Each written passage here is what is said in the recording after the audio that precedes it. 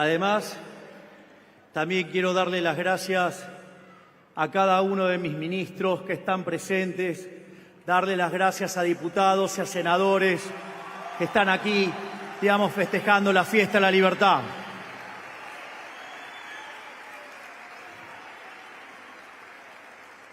Y como uno no puede ser ingrato, hay que darle las gracias al de la Fundación Feria del Libro, que con el intento de boicot nos regaló esta fiesta. ¡Gracias, kirchneristas!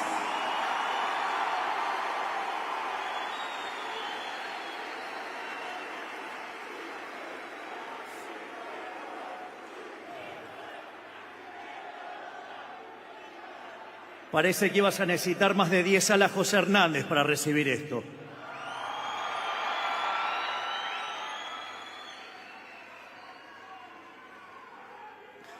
Bueno, ahora vamos, porque en el fondo vengo a presentar mi reciente libro que se llama Capitalismo, Socialismo y la Trampa Neoclásica.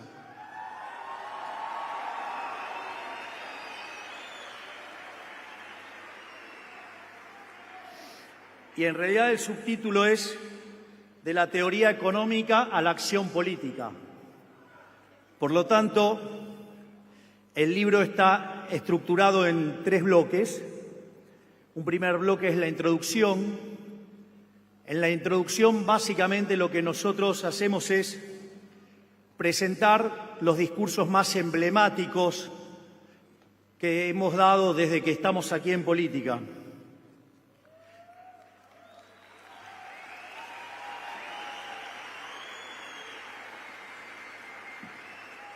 En ese sentido, el primero de los artículos que tiene la introducción es, digamos, el discurso de aceptación del doctorado de honoris causa en el ESIADE,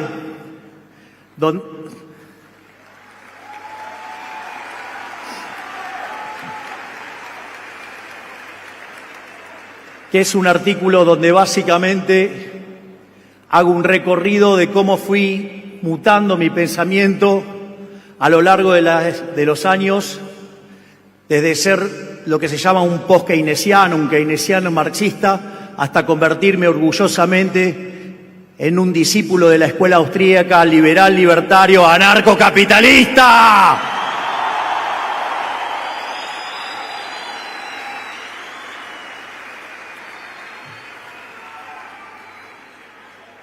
Después, el segundo artículo básicamente es la charla, el discurso de Davos.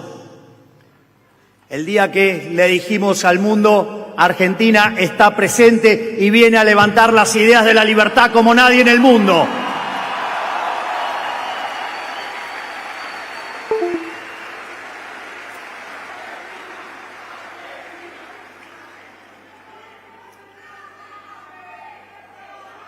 La tercera conferencia que aparece en esta introducción es una conferencia que di en CPAC en Washington, donde básicamente explico los riesgos que implica abrazar las ideas neoclásicas en materia de monopolios y, a la luz de eso, cómo la regulación económica termina destruyendo el crecimiento económico. Es cierto que este artículo podría ser parte de lo que es la parte 1, que son artículos técnicos, pero, dada la relevancia que tuvo ese discurso y que se complementa con el discurso de Davos, es que lo van a encontrar ahí. Y por otra parte,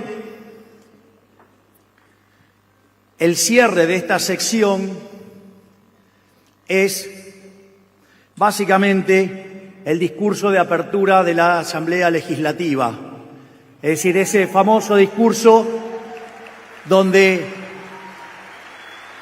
fui y me paré frente al Congreso y le dije todo lo que seríamos los ciudadanos argentinos, decirles en la cara, y se lo dijimos.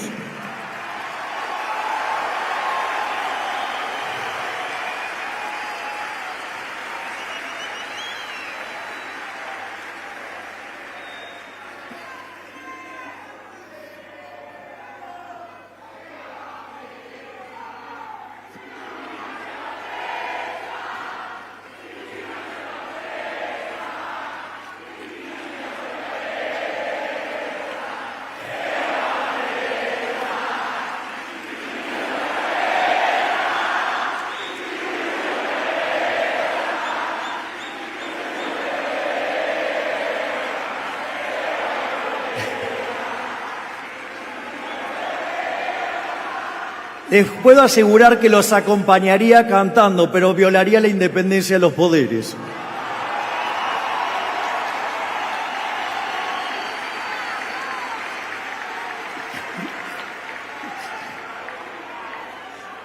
¿No les parece que ya tengo bastante quilombos?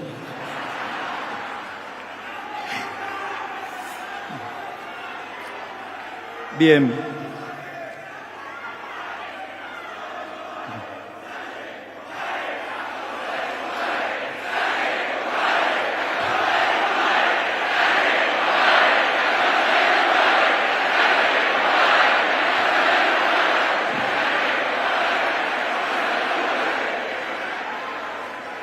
Che, pará que Mondino me va a pedir horas extras.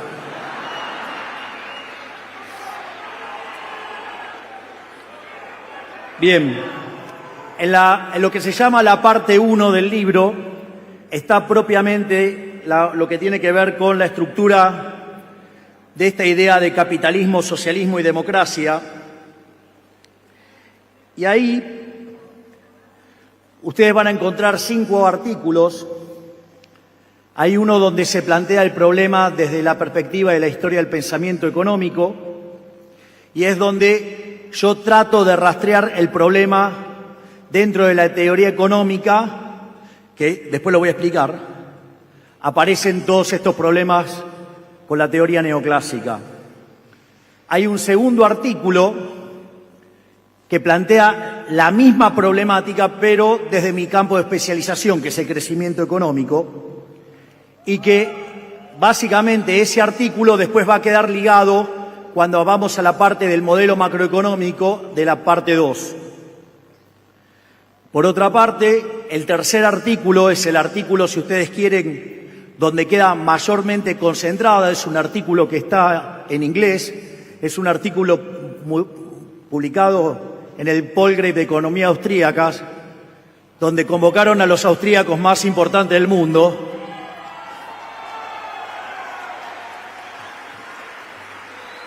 Parece que algunos que saben mucho se los olvidaron. Y por error entré yo. Y básicamente en ese artículo, digamos, va a estar, es un artículo además escrito en honor a Jesús Huerta de Soto.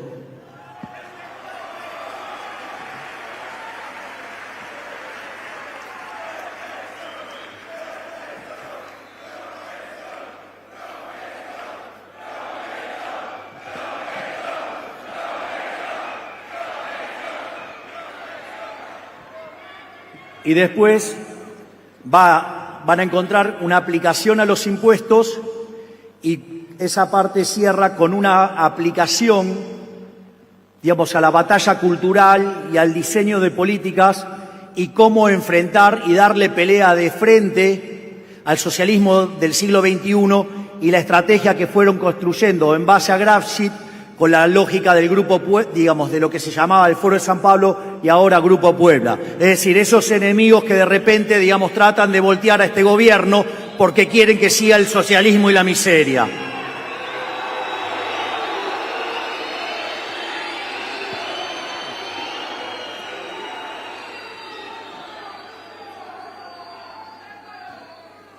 Respecto a la parte 2, básicamente lo que se presenta ahí es un modelo básicamente de macroeconomía intertemporal que sirve básicamente para entender cómo miro yo estos problemas.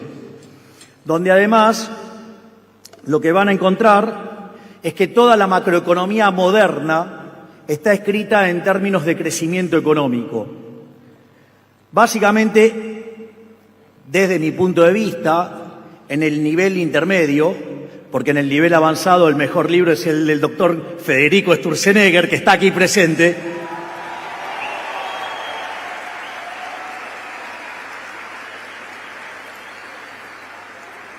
Hay un libro de Barro que se llama Macroeconomics y trabaja con la idea del modelo de Solow.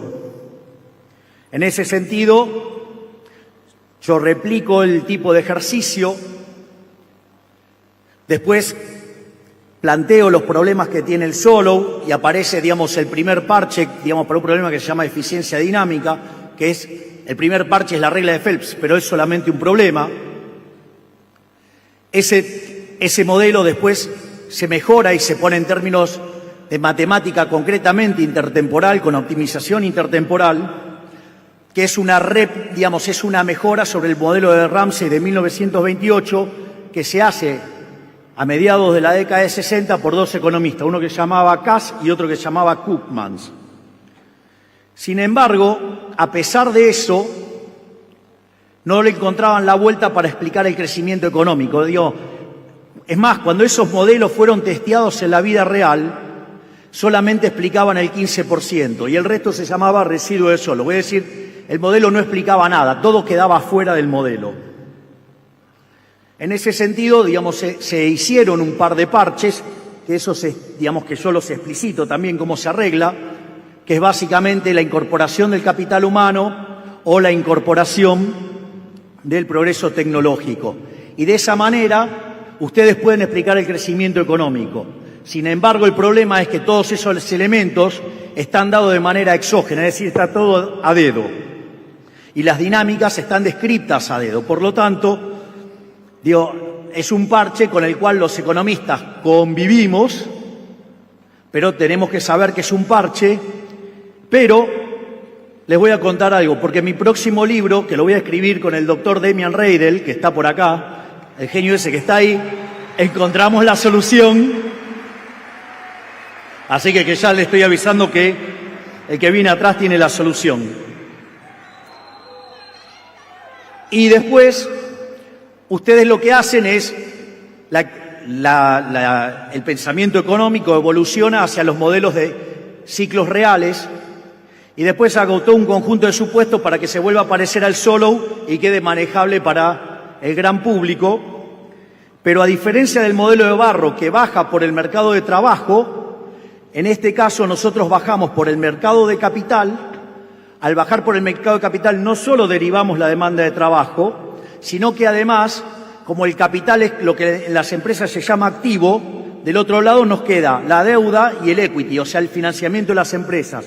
Y eso nos permite integrar el mercado de capitales con el mercado monetario y de esa manera queda todo integrado, dinero, mercado de capitales y el lado real de la economía. Tiene una contribución bastante divertida.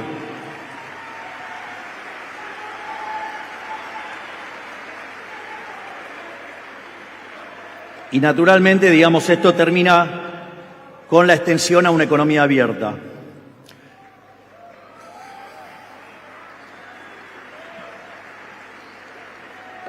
Pero naturalmente el core del libro es lo que se llama la parte 1, digamos, que justamente se llama capitalismo, socialismo y la trampa neoclásica.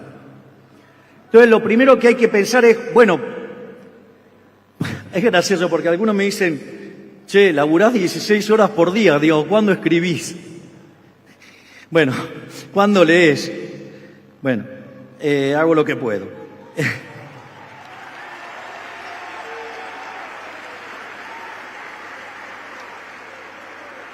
Pero en rigor, este paper o este trabajo, si ustedes quieren, arrancó hace 11 años.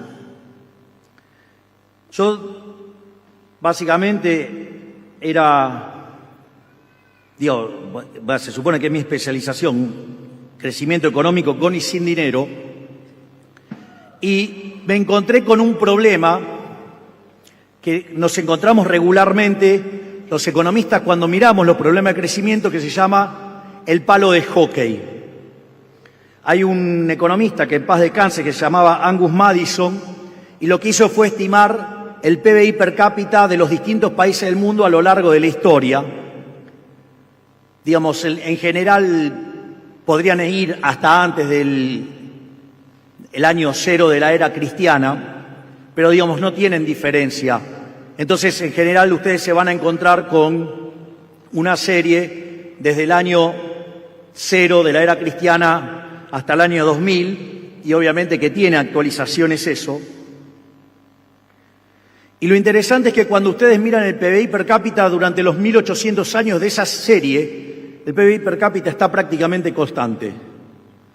La única suba que tuvo fue del 40% en el siglo XVI, es decir, después del descubrimiento de América. Y eso básicamente repartido en 1800 años daba que la economía crecía en términos per cápita 0,02%. Es decir, ustedes para duplicar el PBI per cápita necesitaban 3.500 años. Es decir, la economía se movía muy lentamente, muy lentamente. Lo interesante es que para el año 1800 en el planeta vivían 800 millones de seres humanos, o sea, no llegábamos a 1.000 millones. Y cuando ustedes toman, en el año 2000, la población se multiplicó casi 8 veces y el PBI per cápita se multiplicó por 14 veces. Eso en economía es un problema enorme, se llama rendimientos crecientes. Es decir, y esto, el primero que lo vio fue Adam Smith con la idea de la fábrica de alfileres. Pero los rendimientos crecientes en economía se suelen asociar con la presencia de monopolios. Y para los neoclásicos los monopolios son malos, porque los monopolios castigan el bienestar.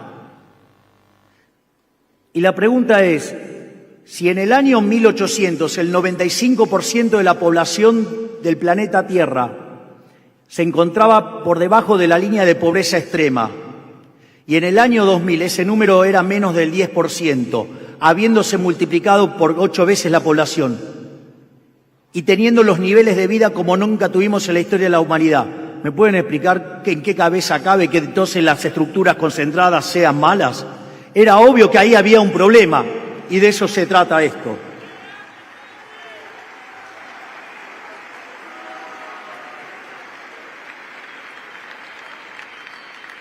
Frente a ese problema, dije, entonces tengo algún problema raro, digamos, con la micro, después de casi 25 años de dar clases de micro, digo, algo está mal. Y ahí tuve la dicha de encontrarme con un artículo del maravilloso Murray Newton Rothbard, el padre del anarcocapitalismo, que se llama Monopolio y Competencia.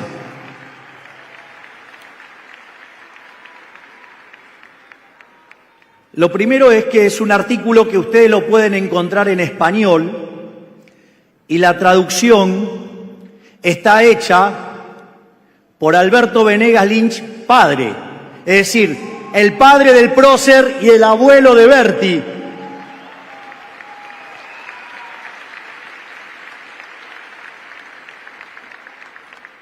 Yo recuerdo que después de 3 horas de leer ese artículo de 140 hojas, terminé de leerlo y dije, todo lo que enseñé de estructura de mercado durante 25 años está todo mal. Y ahí me volví austríaco, anarcocapitalista, todo. Fue una revelación total.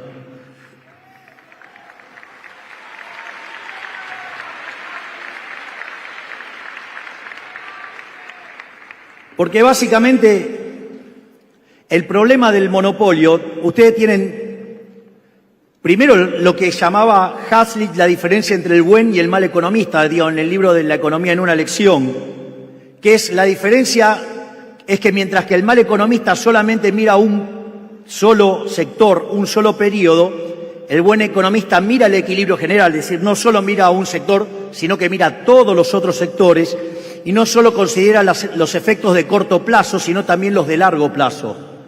Es decir, pasan de el mal economista trabaja con un modelo de equilibrio parcial de un solo bien y de un solo periodo a un modelo de equilibrio general intertemporal.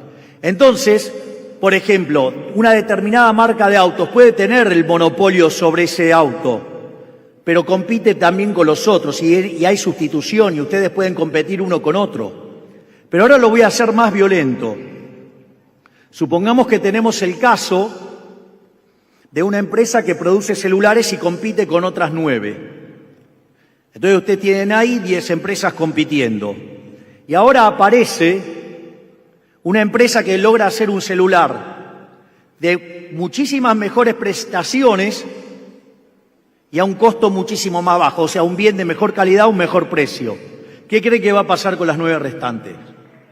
van a quebrar. ¿Y qué tiene de malo eso? No tiene nada de malo, es maravilloso. Si ustedes ahora tienen un teléfono 10 veces mejor, 10 veces más barato y le queda un montón de guita para gastar en un montón de otras cosas. ¡Vamos!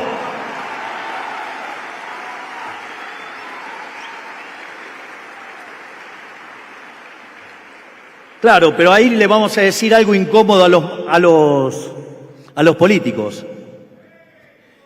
Y es que, en realidad, los únicos monopolios que son malos, que es la verdadera definición de monopolio que la creó Lord Coke, un visionario, Lord Coke, y que es la que toma Adam Smith, que el monopolio es cuando el monarca o el señor feudal le daba a una empresa la potestad para ser la única empresa que vendiera ese producto en ese lugar y que si alguien violaba eso, le caía con toda la fuerza del Estado encima. Es decir, el monopolio es malo cuando el que está en el medio es el Estado. Por lo tanto, el problema sigue siendo el maldito Estado.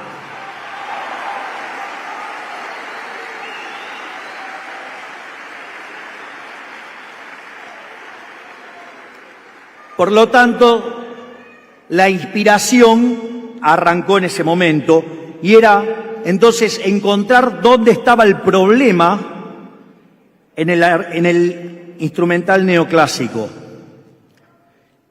El otro elemento que tiene el artículo, porque fíjate que se llama capitalismo, socialismo y la trampa neoclásica, es decir, que el sistema neoclásico constituye una trampa. Y menciono el capitalismo y el socialismo. Y eso, digamos, lo tomo de dos autores. Uno es Ludwig von Mises y el otro es Friedrich von Hayek.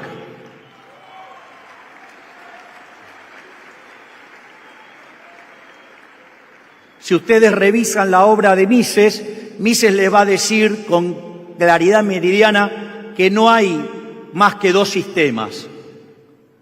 En un lado van a encontrar el capitalismo de libre empresa, capitalismo de libre empresa. Y del otro lado, opuesto, van a encontrar el socialismo real. Ahora, esa es básicamente los dos polos. Y el otro libro que yo uso como referencia en esto es un libro que acaba de cumplir 80 años, que es Camino de Servidumbre. ¿Qué es el argumento de Camino de Servidumbre? Si pifié la cantidad de años le pido perdón, o sea, más o menos son. Mejor.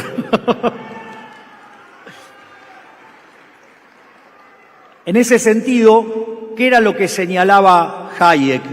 Es que cuando un político fatalmente arrogante se metía a intervenir en un mercado porque creía que había un fallo de mercado, el resultado emergente era que funcionaba peor. Y ante esa situación desataba más violencia y frustración por parte del político y lo llevaba a tener un mayor grado de intervención. Y así, consecuentemente, se iban perdiendo libertades individuales en la medida que el sistema económico funciona cada vez peor. Por eso, digamos, el camino de servidumbre, el camino hacia la miseria, la trampa, digamos, que nos lleva a la miseria, el buenismo socialista, porque demanda cada vez más intervención y peor va a funcionar la economía al tiempo que tenemos menos libertad y se bloquea el mecanismo de coordinación y de generación de información.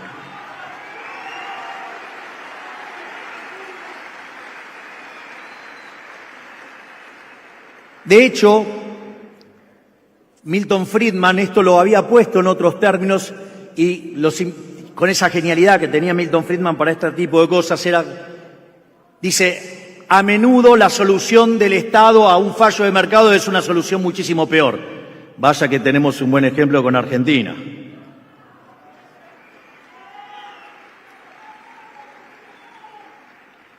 Entonces, Entonces, si teníamos que entender esto, lo primero que había que entender era que era mercado. Y esto es muy interesante porque mi experiencia de interactuar con muchos economistas es que cuando ustedes le preguntan qué es mercado no saben. Es decir, no sé, es como que no sé, que un médico no sepa, no sé, que es una pierna, qué sé yo. Es raro. Entonces, eso a mí me llevó a ir explorando lo que es la definición de mercado, al menos mi definición, y yo entiendo al mercado como un proceso de cooperación social donde se intercambian voluntariamente derechos de propiedad.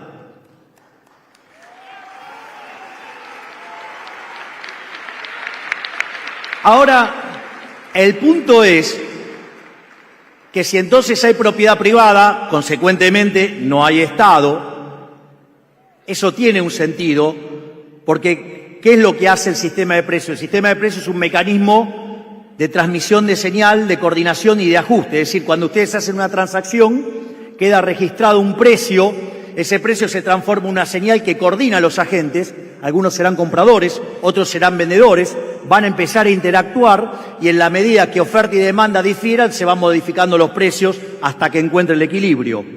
Obviamente que si en el medio aparece el Estado interfiriendo sobre la propiedad privada, eso genera un ruido en el precio y por ende el mercado se descoordina y entonces las cosas empiezan a funcionar mal.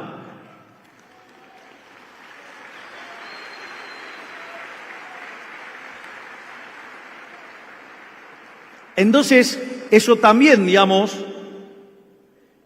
si bien es muy atractivo, entonces ahora me ponía en conflicto con amigos.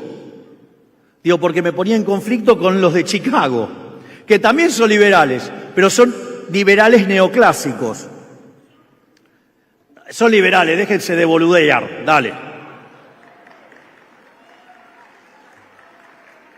Digo, no entremos en el purismo de la 25ª serie detrás del desarrollo de Taylor, porque si no nos comen los zurdos.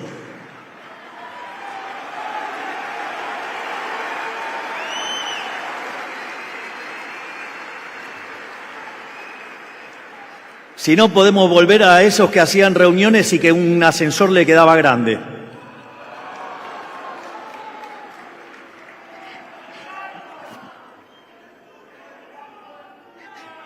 Basta. Che, la orla que le están poniendo a la charla está divertida, pero se supone que estoy hablando de teoría económica. Entonces,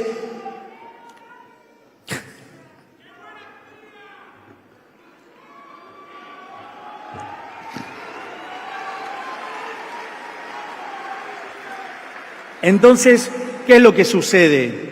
Ustedes se van a encontrar que en la tradición de Chicago, bien en la tradición neoclásica, el único elemento por el cual existe el Estado es porque básicamente estamos frente a la presencia de fallos de mercado. Por lo tanto, lo único que justifica la existencia del Estado y el cobro de impuestos es para que el Estado corrija estos fallos de mercado. Pero, ¿qué es lo que pasa? Esa definición a mí con la definición de mercado no me mapeaba, y en ese sentido, mi reflexión, que obviamente les va a parecer a alguien un poquito extrema, como todo lo que hago,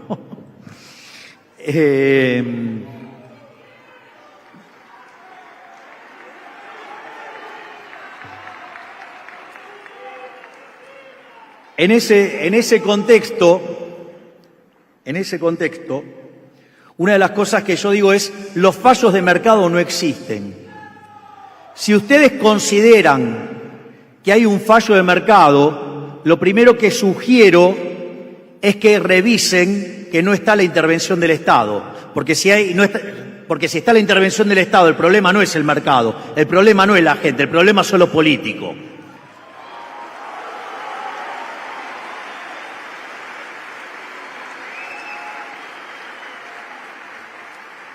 Pero obviamente que si la definición la dejaba ahí, estaba muy light. Entonces, para hacerla un poquito más reloaded, dije, y si ustedes creen aún así, sin que esté el Estado, hay un fallo de mercado, vayan y hagan el análisis de vuelta porque está mal.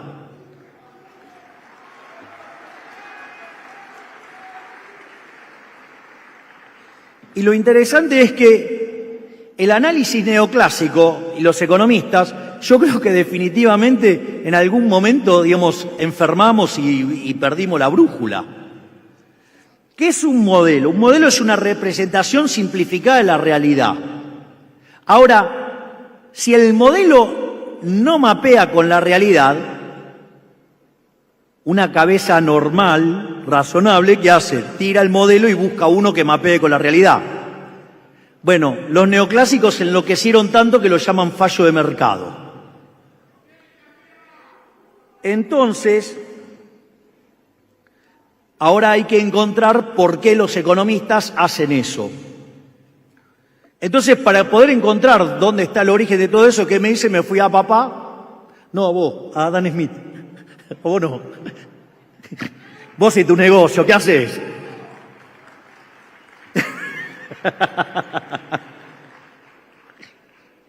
El padre de la criatura está ahí.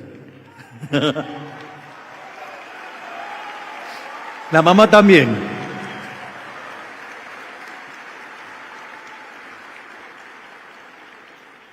Entonces, ¿qué es lo que hice? Me fui a Adam Smith. Y lo más interesante que Adam Smith contenía un modelo de crecimiento económico. El tipo, Adam Smith es a la economía lo que Gauss a la matemática, alguien que se adelantó 200 años a su tiempo. Claro, por eso, digamos, también era medio loco, no le daba bola a nadie, o sea, Gauss era bastante más complicado. Ahí voy, ya llego, pero dejen de espoliarme los títulos. Básicamente hay dos ideas fuerza en Adam Smith. Una es la idea de la fábrica de alfileres, que era lo que decía, que si una persona, digamos, se dedicaba a hacer un alfiler solo, podía producir 20 alfileres por día. Pero si partían esa actividad en 15 actividades distintas, la productividad per cápita saltaba a 5.000 alfileres por día. Una idea que la división del trabajo conduce a ¿qué? A los rendimientos crecientes. Es decir, que el elemento fundamental que explica el crecimiento económico estaba en Adam Smith, una obra publicada en 1776, pero que él la había empezado a escribir en 1766, o sea, 10 años antes. Y la otra idea, que es una de las ideas más maravillosas y que todo el mundo quedó fascinado con eso, es la idea de la mano invisible. Y es que cada uno, guiado por su propio interés, conduce al máximo bienestar general. Por lo tanto, no necesitamos que se meta nadie en el medio. Con que nosotros hagamos lo que queremos hacer, alcanza y sobra, mientras que no le jodamos la vida a nadie.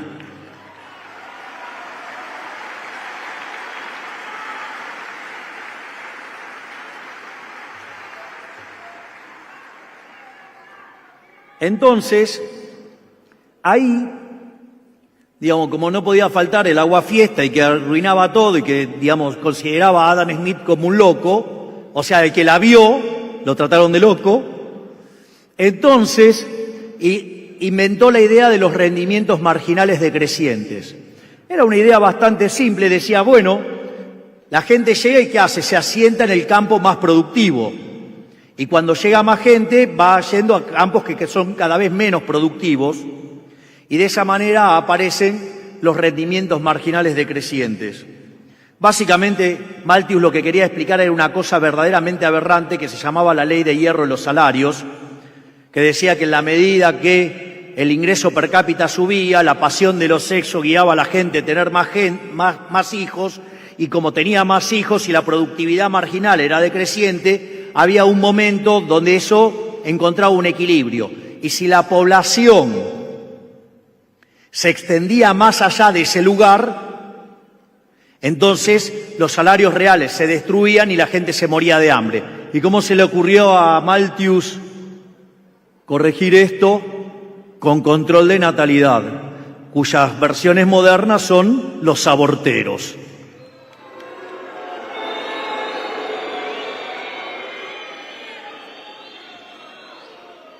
Que dicho sea de paso, si ustedes van y leen el libro de Shemot, o sea, el segundo libro del Pentateuco, es decir, el Éxodo, van a encontrar que ya en esa época era un mecanismo para masacrar poblaciones que estaban usando los egipcios para liquidar a los judíos.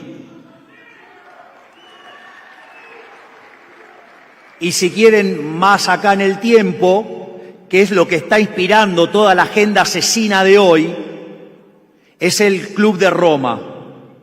Cuando se desclasifican los archivos de este hombre, Nixon, básicamente lo que se encuentra que inspirados en todas las predicciones del Club de Roma, que decía que cuando llegáramos al año 2000 no iba a haber lugar para más gente en el planeta y se iba a producir un apagón energético y eso iba a hacer caer la cantidad de producción de alimentos y nos íbamos a morir y quedar 1.000 millones, entonces sugerían impulsar la agenda del aborto. Es decir, lo que se creen tan avanzado con la agenda del aborto es una agenda que tiene más de 3.000 años y es una agenda absolutamente asesina por un par de salames que hicieron malas cuentas.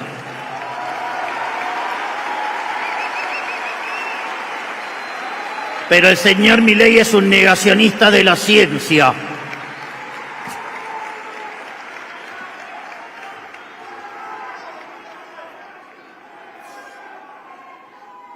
Entonces,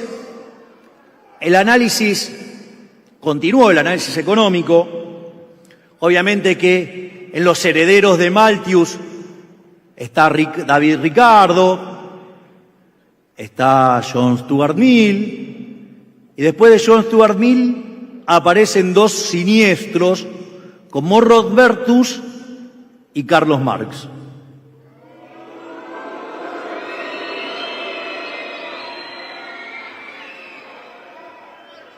Pero frente al fracaso estrepitoso, por no poder tener una buena teoría del valor, cosa que los rojitos todavía no aprendieron, aparece la teoría subjetiva del valor y aparece la escuela neoclásica. Y ahí aparecen tres vertientes. Aparece la vertiente de la escuela austríaca, que sale de Menger a partir de un libro que se llama Principio de Economía Política, que es de 1871. Aparece una línea que baja de William Stanley Jevons y otra línea que baja de León Balrac, que es la línea del equilibrio general. En esa línea del equilibrio general, cuando se le empieza a poner matemáticas a la economía, un efecto derivado es que aparece un señor llamado Wilfredo Pareto, cuyas ideas influenciaron a un señor nefasto de izquierda, que se llamaba Mussolini, quien básicamente inventó la doctrina del fascismo y que declara abiertamente que él odia el liberalismo, dice que dentro del Estado todo, fuera del Estado nada y nada contra el Estado. Che, qué ignorantes eso que nos dicen fascistas a nosotros, ¿no?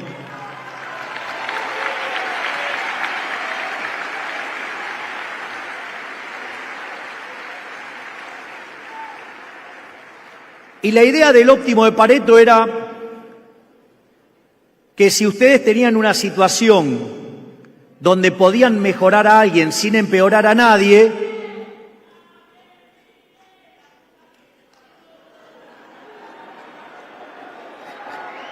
agárratela con Pareto.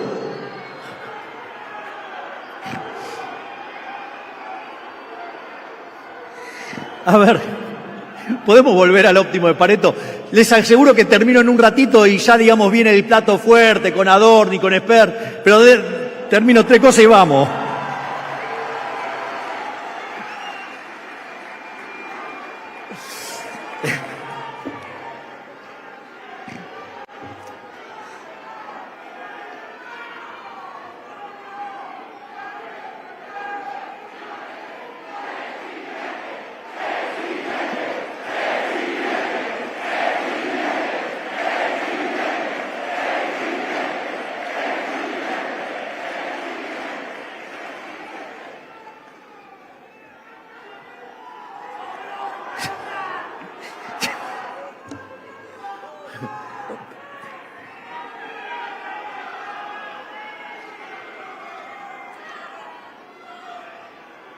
Che, menos mal que digamos, nos terminaron, digamos, no pudimos ir a la Feria del Libro, sino a la hora no teníamos que ir, así podemos estar todo el día.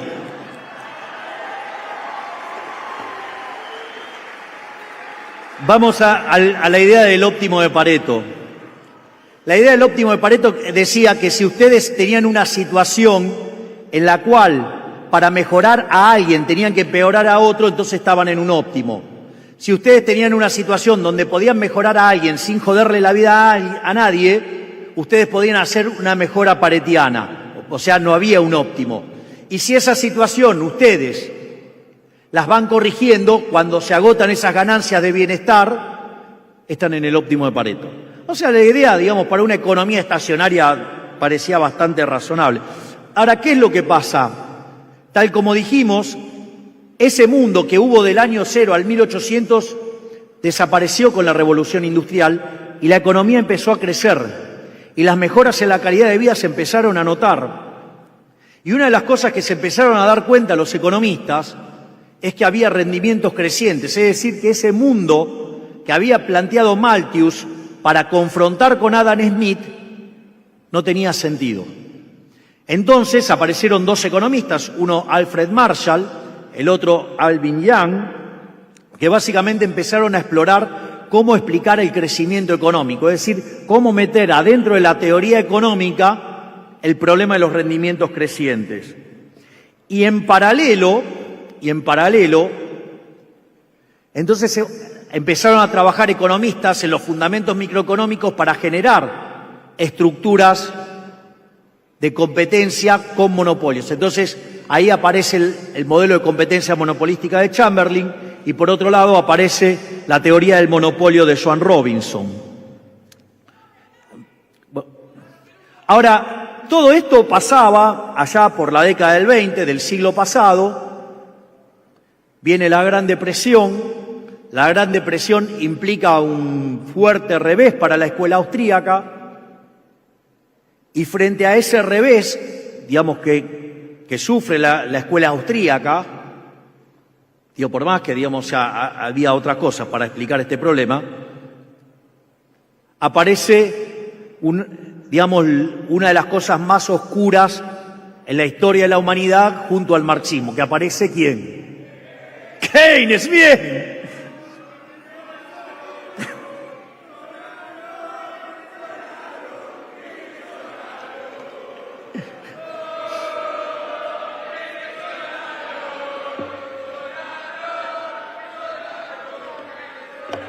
Bueno, le están haciendo justicia.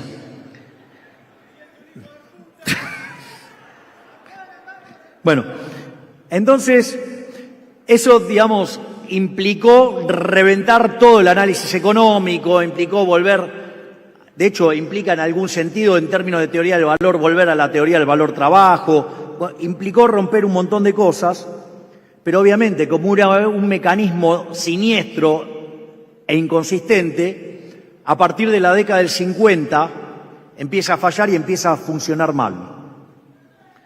Frente a la situación en que empieza a funcionar mal y donde evidentemente esa idea del multiplicador era violar la restricción de presupuesto, es que la economía empieza y busca retomar la tradición balraciana de respetar la restricción de presupuesto. Y en función del trabajo, digamos, que había aparecido sobre existencia del equilibrio a inicios del siglo XX, en un economista matemático que se llamaba Abraham Wall, aparecen las obras de Mackenzie, Debré y Arrow. Voy a contar una infidencia.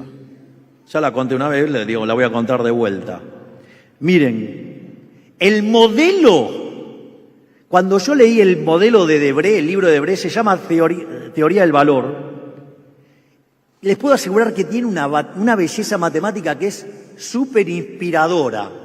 Les voy a decir algo, casi que les podría decir que la disfruté más que mi primer Playboy.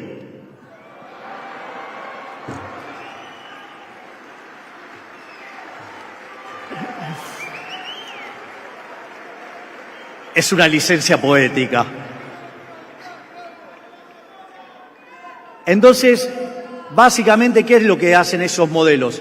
Es trabajar sobre la idea de la existencia, de la unicidad y la estabilidad. Es decir, si el equilibrio existe, si es único y si es estable. Es decir, que si ustedes le meten una perturbación y se corre del equilibrio, a ver si, digamos, el modelo vuelve.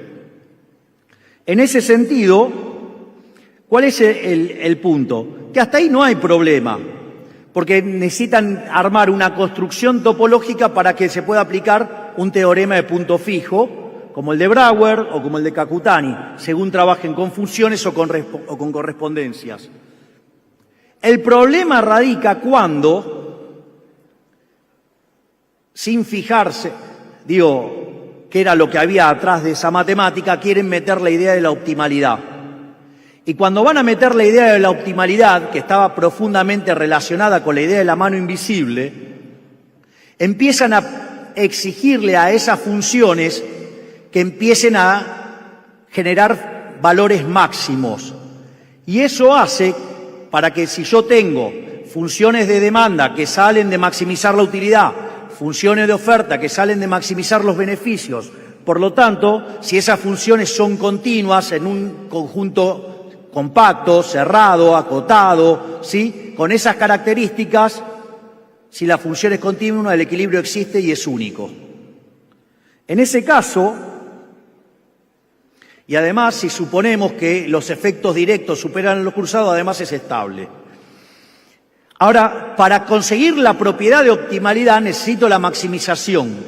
Y para eso, erróneamente, la economía neoclásica le exige a esas funciones, digamos, que sean, para que tengan un máximo y que sea único, estrictamente cóncavas.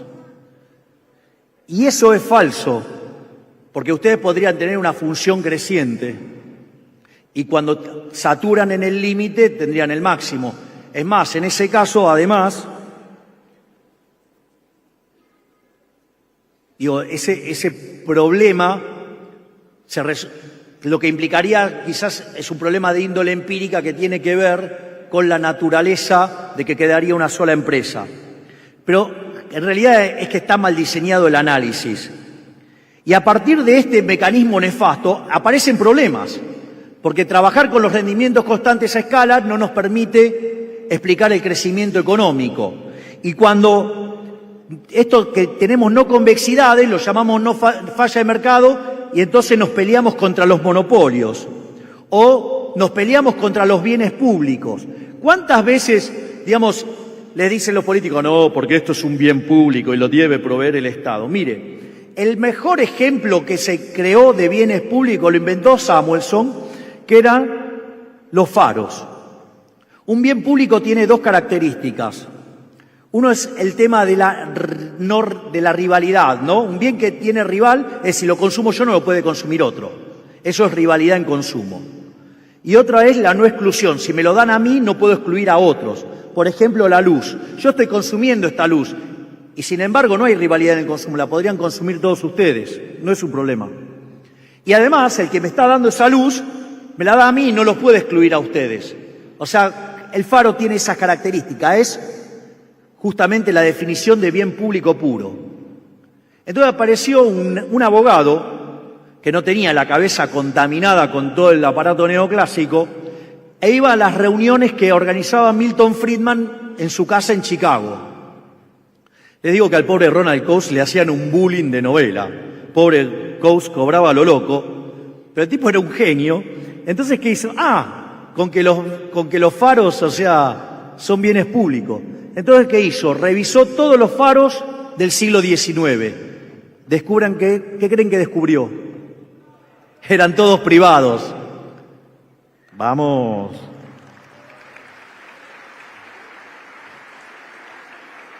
Otros problemas que aparecen son los casos de las externalidades, que básicamente también fue resuelto por Coase, asignando derechos de propiedad.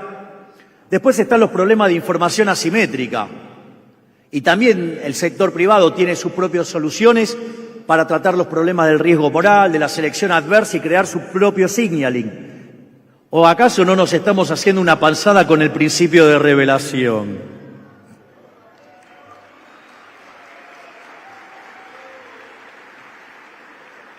Y otro caso más es lo que se llama el fallo de coordinación, El ejemplo más claro es lo que se llama el dilema de los prisioneros, pero nadie se dio cuenta que cuando hacen el supuesto para tener el dilema de los prisioneros no pueden interactuar.